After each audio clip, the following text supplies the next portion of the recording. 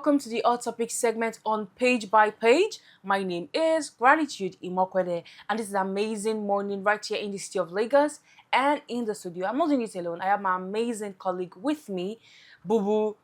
Something. I'm sorry, introduce yourself. Gratitude, how are you doing? My name is Bubu Durugo, and you're welcome to yet another episode of Page by Page. Thank you so much, Boo. You really look amazing this morning. You look beautiful too, Miss Gratitude. Thank you. So right now we're diving into our topic of discussion, talking about the question that lays heavy in the heart of Nigerians regarding the fake account that was created for the agency's budget. I believe my colleague has a clear view of what this story entails. So yeah, a fake agency was created by a certain man called Prince Adeniyi, called the Presidential Foreign Innovation Council, and were put in the presidential budget, and a sum of 1.3 billion naira was given to the said agency. What do you think about this? I actually think there is something we are not aware of. Okay. Why are you coming out now? Because Gbajabiamila was one that came out to say this account is fake. So who sponsored this account? Who approves this account? And you mentioned earlier that you made some research, and before you could get this kind of agency in the presidential space, you need to have met with the secretariat. So who approved the creation of this account? Who did? So there are a lot of questions to be asked, starting with when and ending with how. You understand? When, in the sense that when did we get to this point? When did Nigeria get to this point? Because we know that the country is, or the country is corrupt, or the system is not that good. But when did we get to a point where an agency, a whole agency is created, and the presidency is not even aware of it? That means it goes to show that this is just a show of gross incompetence from the part of the presidency, and not even the presidency, down to the senators as well. Because a budget was presented to you, and you could not ask, okay, this agency that we've not seen this agency before, what is this agency all about? It's going to show that this is not a one-man show.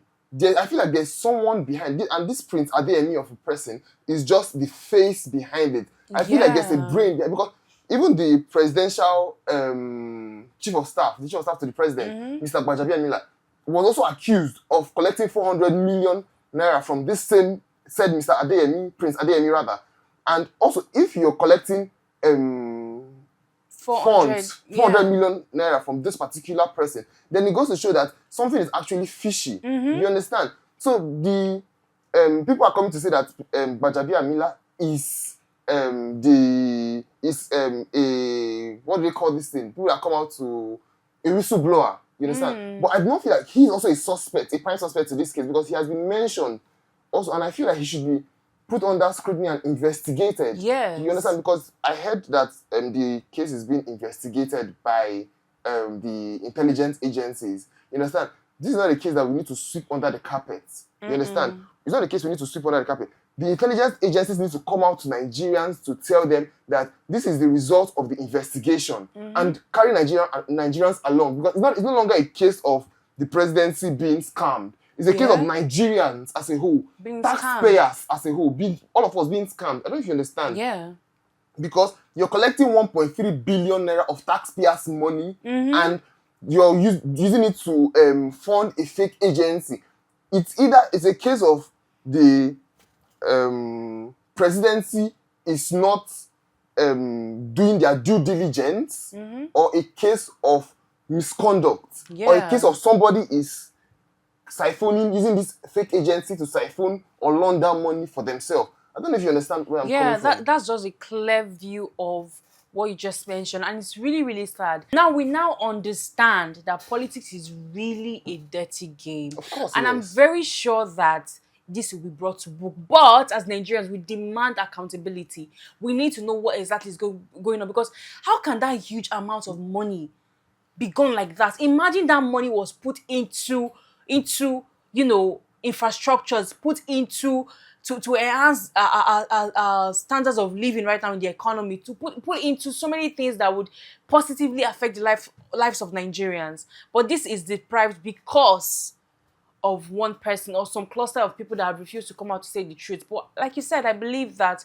with the proper form of investigations and accountability, this will be brought to book.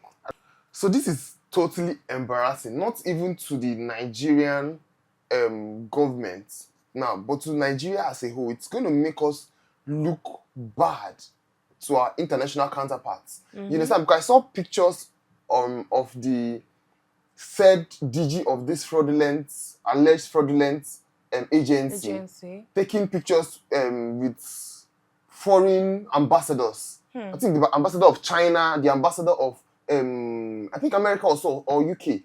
So this it raises serious concern. And also, another question I have again is, how many fake agencies do we have out there?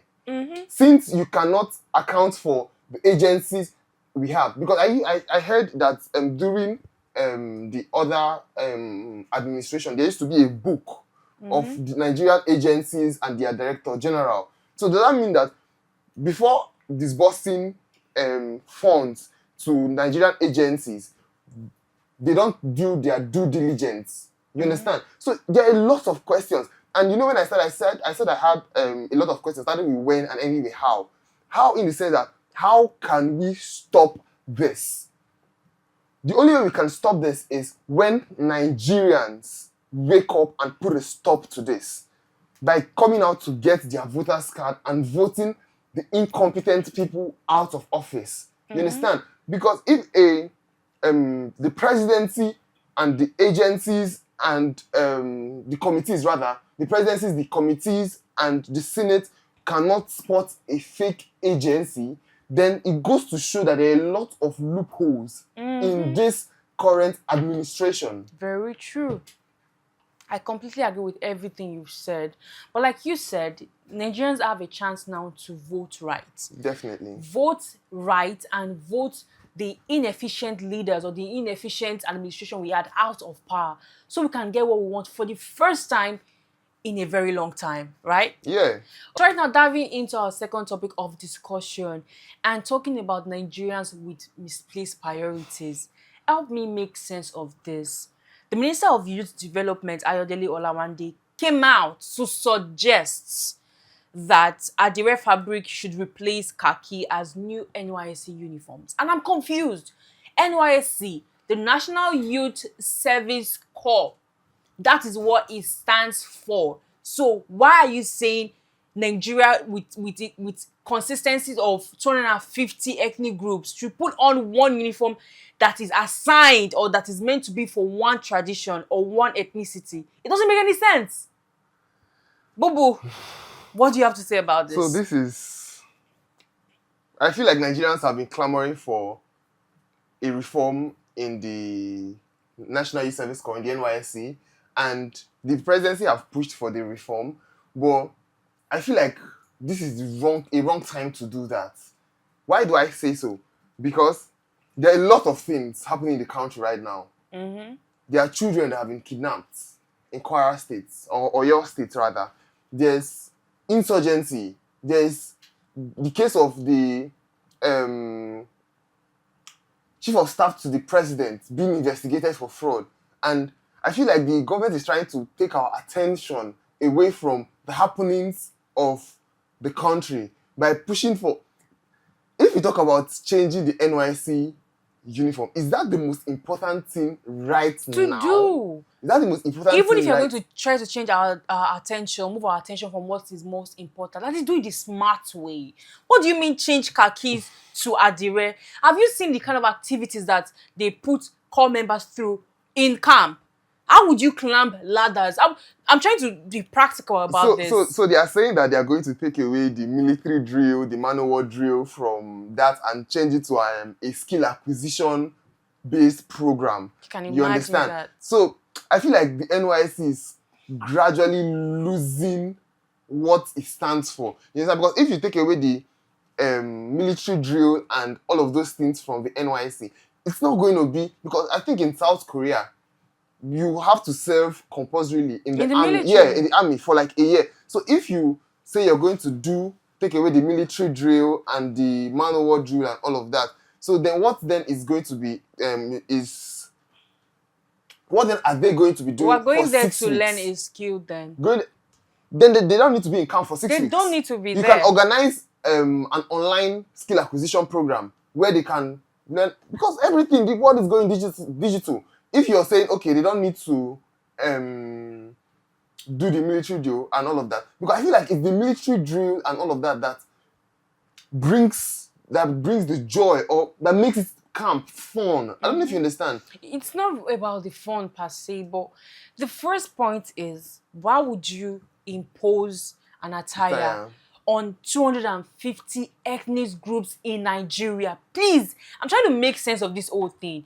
We have different outfits that stand for different ethnic groups. Yeah. For the Igbos, they have their equate, yes, and the other things. For the Hausas, they have the Kanyansaki, Luru clothes, Shada, and the like. So imagine a Hausa man putting on Adire, an Igbo man putting, like, please, can we just focus on what we should focus on and leave misplaced priorities for the first time as Nigerians? Let's do what's right, please.